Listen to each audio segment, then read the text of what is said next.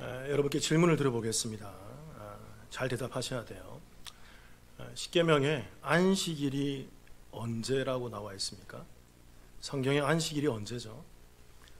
십계명에는 안식일을 기억하여 거룩하게 지키라고 정확히 명시되어 있습니다. 안식일이 언제입니까? 7일째인 무슨 요일이죠? 토요일이죠.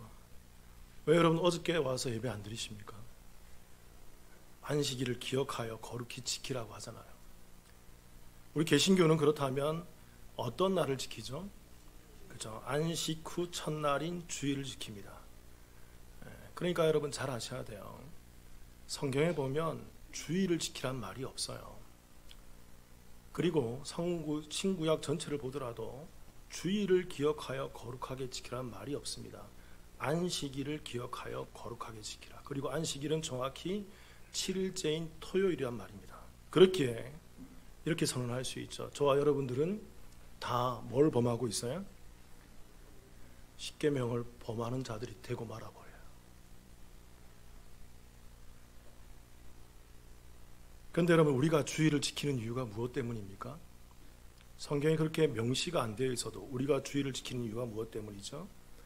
성경이 말하는 구속사적인 관점을 우리가 조망해보고 그 안식의 참 의미와 하나님의 뜻과 의도가 무엇인지를 우리가 해석해보며 조망해보면서 구원의 완성, 안식의 완성을 말하고 있음을 알게 되기에 우리는 그 7일째 토요일인 안식일이 아닌 구원의 완성의 날인 그 부활절, 그 부활의 날인 이 주일에 모여서 예배를 드리는 것입니다. 그러니까 여러분, 성경을 문자적으로 해석하고 성경을 표면적으로 이해하게 되면 여러분, 우리가 십계명이나 말씀을 잘 이해할 수 없게 되고 오류에 빠지게 돼 있어요. 왜 토요일 날 나오지 않습니까? 주일에 모여 예배드리는 것은 십계명을 어기는 게 아니에요. 성경에 이렇게 명시되어 있지 않아도 어기는 것이 아닙니다. 왜요?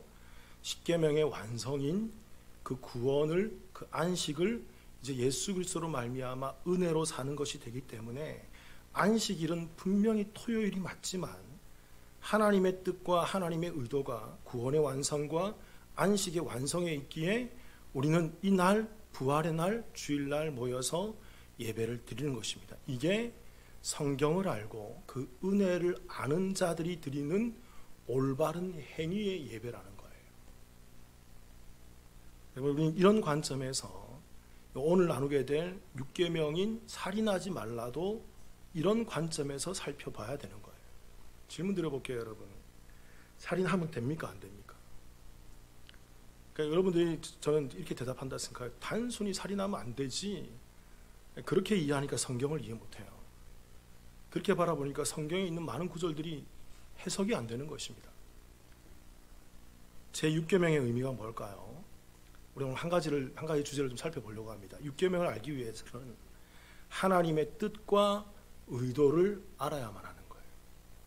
그래야만 이 살인하지 말라라는 이 살인의 의미가, 하나님께서 왜 이 살인하지 말라는 말을 굳이 십계명에 넣어 놓으시고 이 말씀이 성경 전체로 어떤 의미로 이렇게 해석되며 그렇게 나아오고 있는지를 우리가 이해하게 된다는 거죠. 출애굽기 20장 13절을 같이 한번 읽어볼까요? 짧지만 한 목소리 읽어보겠습니다. 시작. 살인하지 말라. 여기 살인하지 말라 할 때 살인이라는 말은 히브리어로 이게 라짜흐란 말입니다. 이게 살인하다, 죽이다. 기억하십시오, 여러분. 라짜흐란 말이에요. 그러니까 사람의 생명을 빼앗지 말라는 것입니다. 사람을 함부로 죽이지 말라는 의미인 거죠. 그런데 여러분, 우리가 여기서 생각해 보아야 할 것이 한 가지가 있어요. 이런 질문을 제가 드려볼게요. 여러분, 오해하지 마시고 잘 들으셔야 돼요. 오늘 말씀은 오해해버리면 제가 어떻게 해명할 길이 없어요. 잘 따라오셔야 됩니다. 성경에서 살인하지 말 것을 말하고 있는데 성경은 이 살인하지 말 것을 정말로 준수하고 있는가라는 것입니다. 오늘 계명에서 살인하지 말라고 성경은 얘기하잖아요. 그런데 성경은 살인하지 말 것에 대해서 성경은 따라가고 있는가라는 거예요. 성경은 사람을 절대로 죽이면 안 된다라고 말하면서 성경의 정신은 사람을 절대로 죽이면 안 된다라는 그 정신으로 그 맥락 가운데 나아가고 있는가라는 말이에요. 우리는 성경을 일반적으로 윤리 도덕적으로 바라보기 때문에 우리는 이러한 질문에 당연히 예스, 목사님 당연하죠. 당연히 사람을 죽이면 안 되죠. 너무 당연한 진리지 않습니까? 사람을 죽이면 안 되잖아요. 그럼 목사님 사람을 죽여도 된단 말입니까? 잘 아셔야 돼요. 당연히 우리가 사람을 죽이면 안 돼요. 당연히 부모를 공경해야 된다고요. 당연히 우리가 안식일을 지켜야 되지만 그 속에 성경에 담고 있는 그 진의가 있단 말입니다. 십계명을 그냥 봐서는 안 된단 말이에요. 그러니까 우리가 당연히 사람을 죽이면 안 되고 너무나 당연한 진리이지만 성경의 시각으로 이 말씀을 바라볼 수 있어야 돼요. 성경은 어떻게 말하고 있을까요? 출애굽기 21장 14절을 몇 가지 예를 들어볼게요. 21장 14절 같이 한번 읽어볼게요. 시작. 사람이 그의 이웃을 고의로 죽였으면 너는 그를 내 제단에서라도 잡아내려 죽일지니라. 사람이 누구를? 이웃을 고의로 죽였으면 너는 그를 내 제단에서, 이 제단이란 말이 제사 드리고 있는 중, 요즘 말로 하면 예배 중이라 하더라도, 그가 제사 드리고 예배 중이라 하더라도 그를 잡아내어서 뭐해라? 앞에 20장 13절에서는 살인하지 말라 그래요. 근데 21장 14절에서 조금 넘어와서는 이웃을 죽인 사람이 물론 나쁜 사람이긴 해요, 여러분. 눈에는 눈, 이에는 이라는 그런 원리 적용된다면 그도 죽이는 게 당연하죠. 그런데 성경은 앞에서는 살인, 사람을 함부로 죽이지 말 것을 얘기하는 것입니다. 그런데 어떤 조건이 되면 그 사람을 뭐 해라 그래요? 이건 살인 아니에요. 아무리 살인자라 하더라도 그를 죽여버리는 것은 사람을 죽이는 행위, 살인이지 않습니까? 여러분, 이러한 성경의 이러한 스탠스, 이러한 입장을 여러분 어떻게 이해해야 될까요? 이게 좀 어떻게 보면 모순되지 않나요? 살인하지 말라는데 사람을 죽여버려요. 모순이지 않습니까? 그래서 우리가 한 가지 좀 짚고 넘어야 될 게 뭐냐면 21장 14절에서 잡아내려 죽일지니라 할 때 이 죽일지니라는 말은 히브리어로 좀 달라요. 이 단어는 무트라는 말로 기록되어 있어요. 죽이다, 사형을 집행하다. 아까 살인하지 말라 할 때 살인은 라짜흐란 말로 기록되어 있고 여기는 무트. 그러니까 무슨 말이냐면 성경이 좀 구분해서 사람을 죽이는 것에 대해서 설명하고 있다는 것입니다. 한 가지 더 예를 드릴게요. 출애굽기 21장 15절 바로 그 다음 절입니다. 같이 읽어볼까요? 시작. 자기 아버지나 어머니를 치는 자는 반드시 죽일지니라. 당연하죠. 아버지와 어머니를 때리는 사람을 어떻게 우리가 용납할 수 있단 말입니까? 그런데 뭐라 그래요? 그런 사람은 반드시, 이게 무트예요. 강조형입니다. 기필코 꼭 걔는 반드시 죽여. 꼭 죽여야 돼. 질문 드려볼게요. 사람을 죽인 살인자라 하더라도 여러분 그 살인자를 죽이는 것은 살인 아니에요? 사람에게 부모를 폭행한 자를 그 죽이는 것도 살인이지 않습니까? 그 부모를 폭행하는 것이 너무나도 잘못된 거죠. 요즘 말로 얘기하면 친족 폭행이죠. 근데 요즘 법에도 친족 폭행이 살인으로 사형으로 선도받습니까? 잘 아셔야 돼요. 아무리 패역한 사람이라도 성경은 사람을 죽일 것을 말하고 있어요. 이건 살인이란 말입니다. 그러니까 앞에서 출애굽기 20장 13절에서는 사람 죽이지 마. 근데 그 21장에 딱 넘어가니까 이런 사람은 죽여, 이런 사람은 죽여, 이렇게 성경이 얘기를 하고 있단 말입니다. 모순된다고요. 어떻게 이해하십니까, 이거를? 어떻게 이해할 수 있어요? 여러분들 어떻게 이해하십니까, 이 말을? 그냥 사람 죽이지 말라니까 사람 죽여. 근데 죽이라 그러네? 그럼 또 죽입니까, 그렇게? 성경에 그렇게 기록되어 있기 때문에? 그런 게 아니라고요. 그리고 여기서 말하는 반드시 죽일지니라 할 때 이 무트, 타무트, 이것도 맞으면 무트라는 말로 기록되어 있어요. 히브리어로. 이것도 그 똑같은 말입니다. 죽이다, 사형, 집행. 근데 10계명의 제6계명에 있는 살인과 여기서 죽일지나는 다른 단어로 성경이 구분시켜 놓고 설명하고 있단 말입니다. 그리고 한 가지 더 예를 들어볼게요, 여러분. 우리가 잘 알고 있는 매우 특별한 경우가 하나 있습니다. 제6계명에서는 분명히 살인하지 말라고 그렇게 명시하고 있는데 이 제6계명이 들어있는 10계명 중에 제4계명이 있죠. 제4계명이 뭐죠, 여러분? 따라해 볼게요. 다우이안. 그렇죠. 다른 신을 섬기지 말라. 우상이나 형상을 만들지 말라. 이름을 망령되게 일컫지 말라. 안이 뭐죠? 안식일을 기억하여 거룩히 지키라. 안식일을 기억하여 안식일에 대한 설명을 해주면서 하나님께서는 출애굽기 31장에서 그 안식일에 대한 그 계명을 재해석해 줍니다. 출애굽기 31장 31절 15절 31장 15절 같이 읽어볼까요? 시작. 엿새 동안은 일할 것이나 일곱째 날은 큰 안식일이니 여호와께 거룩한 것이라. 안식일에 일하는 자는 누구든지 반드시 죽일지니. 같은 계명이란 말입니다. 6계명에서는 살인하지 말라 그래요. 그런데 4계명에서 그 재해석하면서 안식일에 일하는 자는 뭐하라? 반드시 죽여라. 이 모순되지 않나요 여러분? 계명이. 그래서 여러분 안식일에 일하는 예수님을 유대인들이 뭐하려 그래요? 자꾸 죽여. 예수님을 십자가에 못 박은 이유 중에 그 하나가 있다고요. 안식일에 일했기 때문이라는 그 이유가 있다고요. 그럼 질문 드려볼게요 여러분. 이 10계명에 근거해서 10계명을 표면적으로 문자적으로 이해해서 그래 이 출애굽기 31장에서 이렇게 안식일에 범한 자는 반드시 죽여야 돼 라는 이 말씀을 그대로 받아들인다 그러면 여러분 예수님은 죽일 자 맞아요? 아니에요? 예수님은 당연히 죽여야 됩니까? 안 죽여야 됩니까? 죽이는 게 말이 되나요 여러분 그게? 성경을 그렇게 표면적으로 보니까 그렇게 미로에 빠져버리는 거예요. 미궁에 빠져버리고 성경에 나오는 그 진리들이 모순 속에 잠식되면서 해석이 안 되는, 늪에 빠져서 이게 해명이 안 돼요. 이게 예수님은 계명을 어겼네요. 우리 계명 지켜야 되잖아요. 예수님은 계명 신학에 보면 예수님이 안식일마다 범하는, 안식일에 일부러 범하는 고의적 안식일 죄를 범하는 그런 모습을 보인단 말이에요. 너무 이 죄는 너무 흉악하지 않습니까? 반드시 죽여야죠. 맞나요 여러분? 이게 그렇게 해석하고 그렇게 적용하면 되나요? 여기서도 안식일에 일하는 자는 반드시 누구든지 반드시, 이것도 무트 다무트예요. 강조형이란 말이에요. 이것도 무트, 죽이다, 사형 집행을 하다. 아까 제6계명에 나와 있는 라짜흐, 그 살인이라는 단어와 무트라는 단어를 구분해 쓰면서 다르게 설명하고 다른 성격임을 얘기하고 있다는 것입니다. 그러니까 여러분 성경에 보면 제가 지금 대표적인 몇 가지만 얘기했지, 성경에 보면 출애굽기 21장 이후 레위기 민수기에 보면 죽여야 되는 사건들과 죽여야 되는 조건들과 사람을 죽여야 되는 그 이유들이 무수히 많아요. 수십 가지예요. 수십 가지. 제6계명에서는 살인하면 안 돼 그러는데 하나님께서는 이럴 때는 죽여, 이럴 때는 죽여, 이럴 때는 죽여, 이럴 때는 죽여 하면서 계속 살인을 명령하신단 말입니다. 어떻게 이해하세요? 또 하나의 예를 들게요. 여러분을 굉장히 또 미궁 속에 빠뜨리는 질문 하나 드리겠습니다. 여러분 성경에서 가장 많은 살인을 자행한 분이 누구시죠?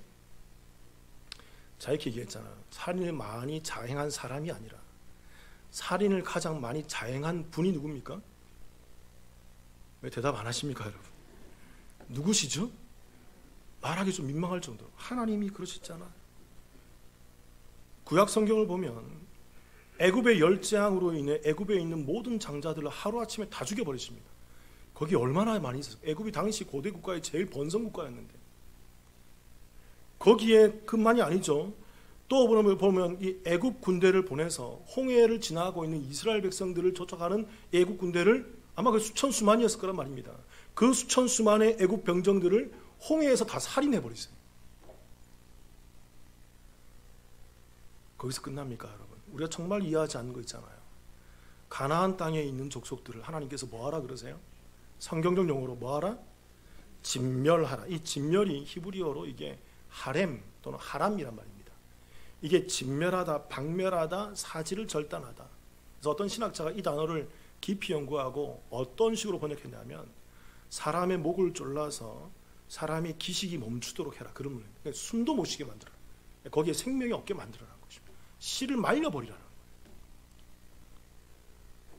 그래서 이스라엘 백성들이 그 가나안 땅에 들어가서 하렘 전쟁을 치르지 않았나요?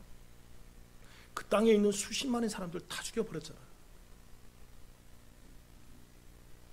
살인하지 말라고 6계명에서 말씀하신 하나님께서 어찌 그 땅에 있는 수십 수백만의 사람들을 다 죽이신단 말입니까? 거기에는 어린아이도 있고 노약자도 있고 임산부도 있었을 거예요. 그 그 땅에 있는 사람들을 그냥 다 쓸어버려, 그냥 죽이는 거죠. 이유 없이 다 죽여버려. 이렇게 말하면 간혹 이렇게 얘기하는 분들이 있을 것 같아요. 하나님이잖아요. 창조주 하나님이니까 피조물들을 죽일 수도 있지요.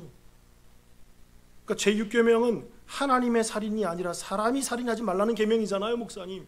이렇게 질문하는 분들이 혹시 있을 수 있습니다. 그런데 질문 드려볼게요, 여러분. 하나님께서 가나안 땅에 들어가서 하렘 전쟁을 진행하라고 하실 때 누구를 통해서 진행하라고 하셨을까요? 하나님이 직접 하지 않았단 말입니다. 누구를 통해서? 이스라엘 사람들을 통해서 너희가 가서 직접 죽여라고 얘기했다고. 씨를 말려버리라고 그랬다고. 그리고 사사기에 보면 얼마나 많은 사사들이, 12사사들이죠. 그 사사들이 얼마나 많은 그 땅에 있는 족속들을 얼마나 많이 쳐 죽였습니까? 그 마지막 사사이고 대표 사사인 그 사사 삼손이, 그 사사 삼손 한 사람이 죽인 블레셋 사람들이 수만 명이에요. 이건 살인 아니에요? 그렇게 여러분 성경을 단순히 보아서는 안 됩니다. 너무 단순히 보니까 이 단순함에 빠져버리고 이 문자주의와 이 표면적인 성경에 빠져버리니까 오늘날 안식교는 토요일에 모여서 예배를 드리는 거예요. 그들은 간판에 쓰잖아요. 제7일 안식교. 제7일이 무슨 날이기 때문에? 안식일이기 때문에 그 날이 토요일이거든요. 그래서 우리는 성경에 있는 제7일, 성경의 사계명을 우리는 준수하는 백성이에요. 표면주의와 문자주의와 그 단순함이 있는 분들은 거기 가서 예배 드리셔야 돼요. 여기서 예배 드리면 안 돼요, 그분들은.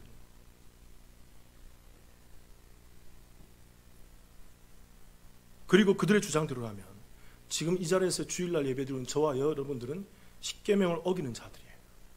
구약의 정신에 의하면 다 죽여야 될 사람이란 말입니다. 그리고 여러분, 이런 단순함과 이런 표면주의와 이런 문자주의에 빠져있는 그 구원파가, 여러분도 아시잖아요. 자녀가, 아들이 크면 어디로 가요? 우리나라는 군입대를 해야 되는데 양심적 병역 거부라고 해서 군에 입대하는 것은 제6계명에 살인하지 말라는 이 계명을 어기는 것이 되기 때문에 군입대를 거부하고 있어요. 그것 때문에 사회적으로 이슈가 많이 되고 있잖아요. 표면적으로 성경을 보니까, 문자주의로 성경을 보니까 우리의 모든 아들들을 군입대하면 안 된다는 것입니다. 그럼 여러분, 이렇게 이 6계명을 그대로 표면적으로 받고 이 6계명 살인하지 마, 이것이 하나님의 말씀이라고 이 문자주의에 빠져서 이걸 받는다 그러면 전 여러분께 말씀드려요. 아들 군대 보내지 마세요. 왜? 살인을 자행하는 그 직업 가운데, 살인을 자행하는 그 일 가운데 내 사랑하는 아들을 그것에 빠뜨려서 계명을 어기게 만드냔 말입니다. 그리고 이 땅에서 저를 포함해서 군대 갔다 온 모든 남성들은 10계명을 다 어긴 사람들이에요. 죄악 가운데 있는 사람이라. 그러니까 여러분, 10계명을 윤리 도덕적, 문자적, 표면적으로만 바라봐서는 이해될 것 같죠. 여기에서 다 이해될 것 같죠. 근데 여러분, 조금만 성경을 다 자세히 들여다보면 이해가 안 되고 미궁에 빠지고 모순이 일어나게 돼요. 그렇게 여러분, 우리는 성경을 단순히 보아서는 안 됩니다. 성경이 가진 의도를 보면서 하나님의 뜻이 무엇냐, 하나님이 의도하신 것이 뭐냐, 그걸 구속사라 그래요. 그 구속의 과정 가운데에서 하나님께서 이 10계명 가운데에서 왜 살인하지 말라라는 이 계명을 주셨는지를 들여다볼 수 있어요. 매우 짧은 구절이지만 이 안에 성경의 전체 주제가 다 들어있다고요, 여러분. 이 한 구절에. 그걸 볼 수 있어야 돼요. 그것을 해결하는 키워드가 오늘 제가 좀 전에 설명드렸지만 단어적인 의미에 조금 들어져 있습니다. 단어적인 의미. 그 살인하지 말라, 살인이 라짜흐고, 다른 성경에 나와 있는 그런 분들을 보면 무트나 또 다른 단어로 하면서 구별시켜 놓고 있는 것을 볼 수 있어요. 그러니까 여러분, 10계명은 잘 이해하셔야 돼요. 모든 살인을 말하는 게 아니에요. 잘 이해하셔야 돼요. 모든 살인하지 말라가 아니라 10계명에서 금하고 있는 법은 이겁니다. 하나님께서 금지하시는 것에 대한 살인하지 말 것을 명령하는 말씀이에요. 다시 한번 얘기드립니다. 10계명은 모든 살인이 아니라 하나님께서 금지하시는 것에 대한 살인하지 말 것을 얘기하는 거예요. 이게 이해돼야만 성경이 이해돼. 목사님 모든 사람 살인하면 되나요? 이렇게 말하면 저는 그 사람에게 할 얘기가 없어요. 제가 그 사람한테 초등학교 때 다시 가르쳐야 돼요. 성경을 모르는 사람이에요. 그 사람. 우리는 앞에 세 가지 말씀의 예를 통해서 잘 생각해 보아야 합니다. 첫 번째는 이웃을 고의로 죽이는 자는 그가 제사를 드리고 있다 하더라도 죽여야 합니다. 또 두 번째로 부모를 치는 자는 반드시 죽여야 합니다. 또 세 번째로 안식일을 범한 자는 반드시 죽여야 합니다. 질문 드려볼게요. 여러분 여기서 공통점이 느껴지는 게 있나요? 이걸 발견하면 정말 대단한 실력이에요. 신학자도 잘 모르더라고요. 목사들도 잘 몰라요. 대신학자도 잘 몰라요. 어떤 공통점이 있죠?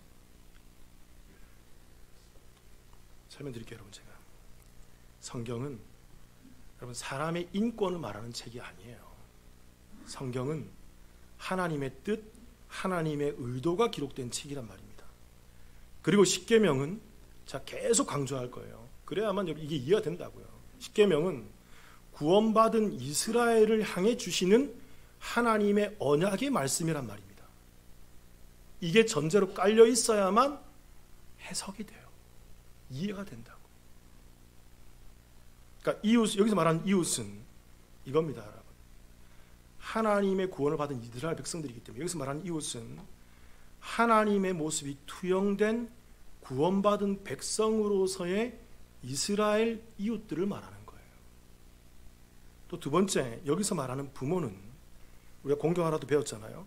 하나님의 모습이 투영되어 있는 구원받은 이스라엘 백성의 부모란 말입니다. 그리고 안식일의 규정은 구원의 완성이잖아요.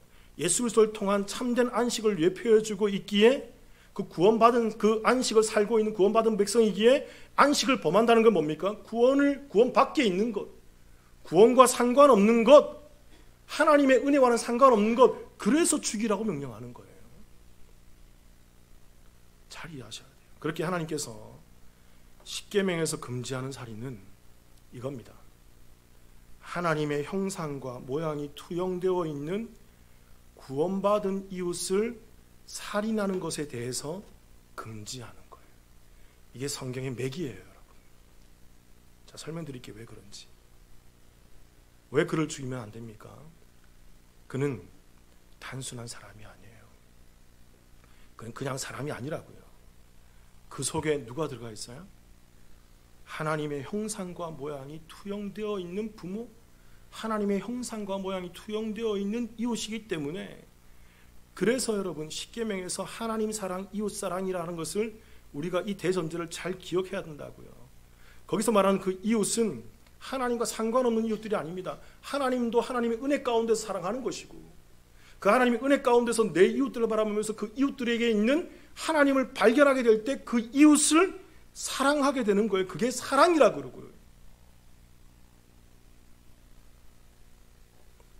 오해하지 않기를 바랍니다.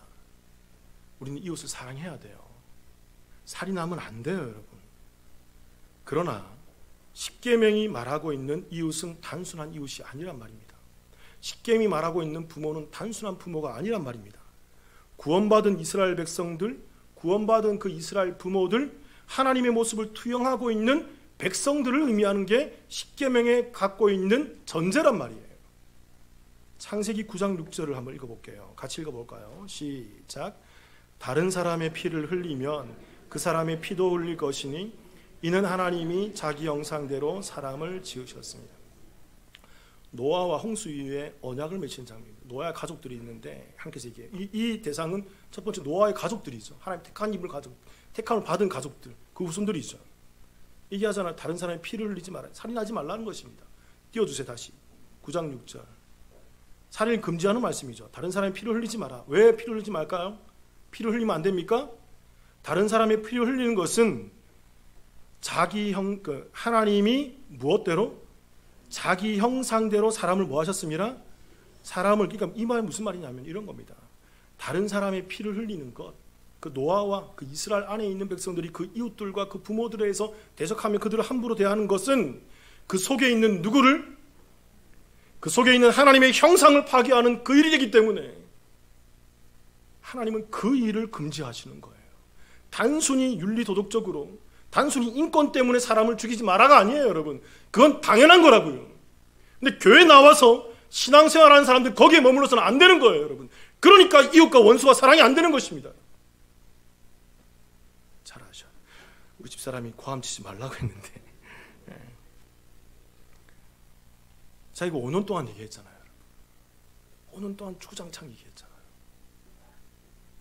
그가 사람이기 때문이 아니라 그 속에 들어있는 하나님의 형상을 파괴하는 결과가 되기 때문에 살인을 금지하는 것입니다. 이걸 잘 이해하셔야 돼요.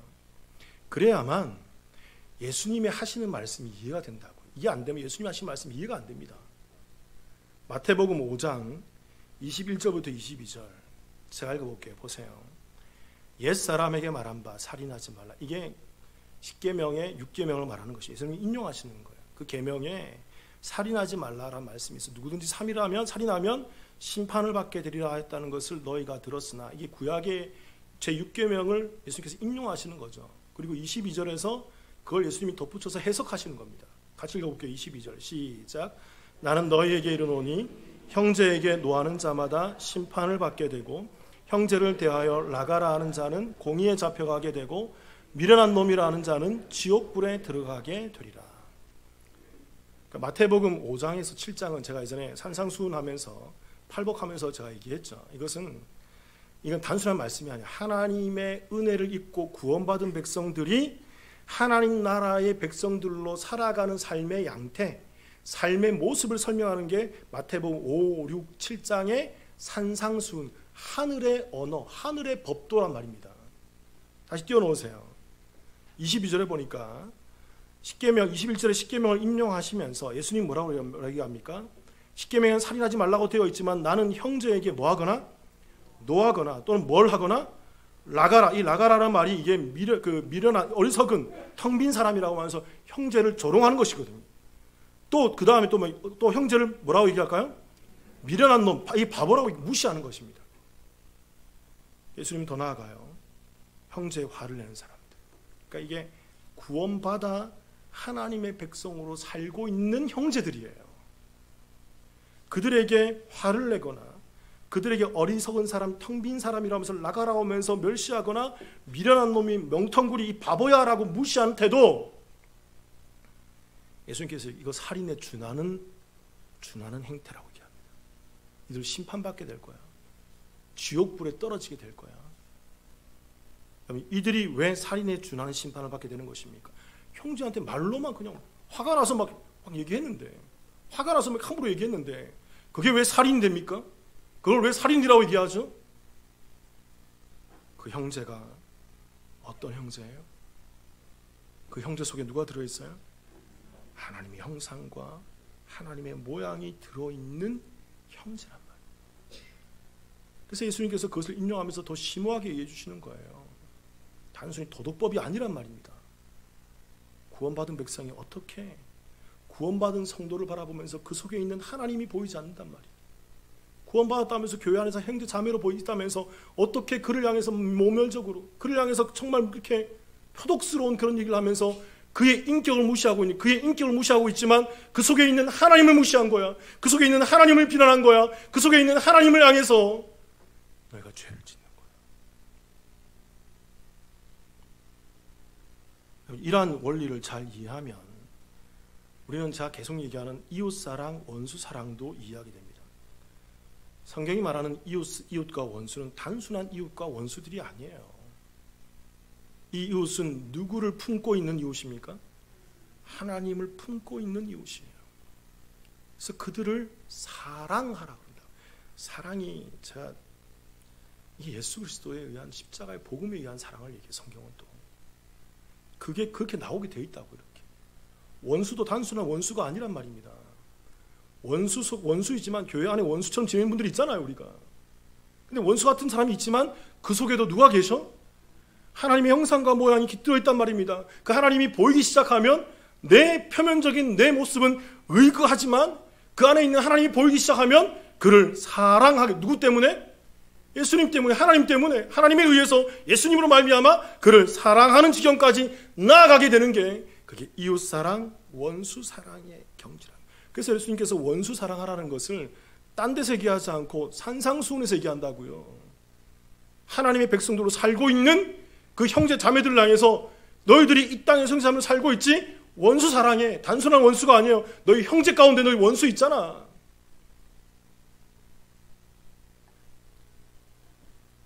질문 드려볼게요, 여러분. 하나님께서 이 땅에 누구를 사랑하십니까?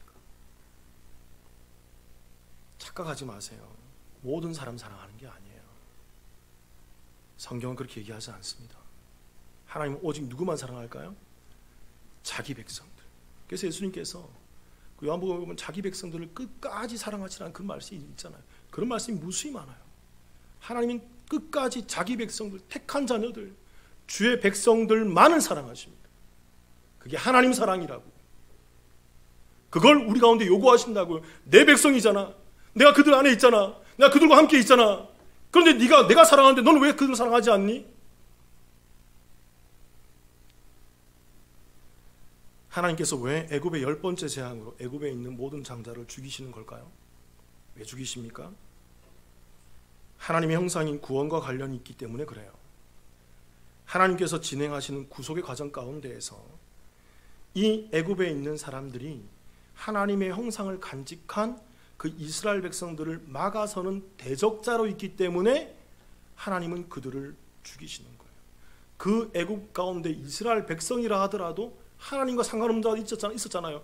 6월절에 문설주에 피 안 바른 사람 어떻게 됩니까? 그들도 상관이 없기 때문에 그들을 죽이시는 겁니다. 철저히 이 관점에서 봐야 돼요. 하나님께서 왜 애굽의 군대를 홍해 속에서 살해하시는 겁니까? 하나님의 백성인 이스라엘 백성들이 그 약속의 땅 가나안, 천국으로 대변된 가나안 땅을 수여받고 나아가는 과정 가운데 있는데 홍해까지 쫓아 들어와서 이스라엘을 죽이려고 하고 하나님의 사람들을 막아서는 자리에 있으니까 하나님께서 그들을 다 살해해 보시는 거예요. 왜 가나안 땅에 있는 족속들을 진멸하라고 하십니까? 하나님의 형상을 간직한 이스라엘 백성들과 그 가나안 땅에 있는 사람들이 대적자로 서 있기 때문입니다. 그래서 그 대적자로 있는 그 가나안 땅에 있는 수십만의 사람들을 다 죽여버리는 거예요. 잘 알아야 됩니다, 여러분. 그 가나안 땅에 있는 사람 중에서도 구원받은 사람들이 있었다고요. 대표적인 사람 누굽니까? 여리고성의 기생 라합과 누구죠? 그의 일족, 그의 가족들. 하나님과 상관이 있는 사람, 하나님 건져내신다. 그들은 살인하지 않으신다. 또 하나 있죠, 여러분. 기브온 족속들. 설명했잖아요. 헌옷 입고 헌신발 신고 멀리서 왔다고 거짓말하면서 사기치는 백성들. 근데 하나님께서는 그 거짓말을 알면서도 그들을 받아주셨다고요. 그래서 그들이 주의 장막, 제사장들이 일하는 그 성막 가운데에서 주의 장막 가운데 물기는 자들인 느드림 족속으로 되면서 거룩한 백성으로 편입되는 그 영광을 안게 된다고요.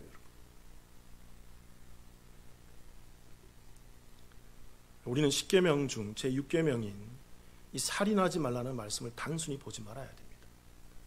성경 전체를 조망해 보면서 이 속에 담긴 하나님의 뜻과 하나님의 의도를 볼 수 있어야 돼요. 이걸 단순하게 이해해버리면 안 됩니다. 이건 하나님의 형상이 없는 사람들은 다 죽여도 된다 이런 말을 하는 게 아니에요, 여러분. 제가 자꾸 왜곡해서 해석하는 분들이 있어요. 그러시면 여러분 자꾸 미궁으로 빠지고 자꾸 이렇게 가다가 2단, 3단, 4단으로 빠집니다. 그렇게 하시면 안 돼요. 이것은 구원을 말씀하시는 구약적 사고를 이해하셔야 돼요. 하나님의 형상이 있는 자들이 어떻게 이 땅에 구원받고 그들이 어떻게 보호받으면서 하나님의 형상이 없는 자들이 이 땅에서 어떻게 버려지고 어떻게 심판받게 되는지를 설명하는 모습이 이 살인하지 말라라는 이 말씀 속에 담겨 있다는 거예요. 거듭 말합니다, 여러분. 당연히 부모를 공경해야 돼요. 당연히 살인하면 안 되고요. 당연히 안식일을 지켜야 됩니다. 그러나 10계명을 이렇게 표면적으로만 이해하고 단순히 지켜야 한다라는 행위주의에 빠져버린다면 여러분, 오늘날 교회는 부모 공경을 설명하면서 부모 공경하면 물질의 풍요를 받고 장수하게 된다라고 가르쳐야 돼요. 그 행위주의와 그 표면적과 그 문자주의에 빠져버리면 오늘날 교회는 이 살인하지 말아야 하기 때문에 양심적 병역 거부를 주장하면서 여러분들의 아들들을 군대 보내지 말아야 된단 말입니다. 교회는 군대 가지 말 것을 선포해야 돼요. 이 표면주의와 문자주의에 빠져서 이 행위주의에 빠져버리면 교회는 주일이 아닌 토요일에 모여서 예배를 드려야 한단 말입니다. 여러분 왜 주일날 와 계세요? 토요일날 나오세요. 그러면 저 없어요. 왜 이러지 않습니까? 왜 이러지 않냐고요. 사랑하는 성도 여러분, 저와 여러분이 말씀에 깊이 있는 그 진리를 보시길 바랍니다. 그리고 오늘 나온 것처럼 형제 속에 있는 하나님의 형상을 발견하는 자들이 되시기를 주님의 이름으로 축원합니다. 그래서 그 형상을 보고 그 이웃사랑, 하나님 사랑, 또 교회 안에서 형제 자매를 나누면서 하나님께서 금하시는 것을 금하고 하나님께서 하라는 것 하는 그 믿음의 삶을 살아가시기를, 그런 우리 남북교회의 성숙한 교회 성도이시기를 주님의 이름으로 축원합니다. 같이 기도하십시다. 사랑의 아버지 하나님,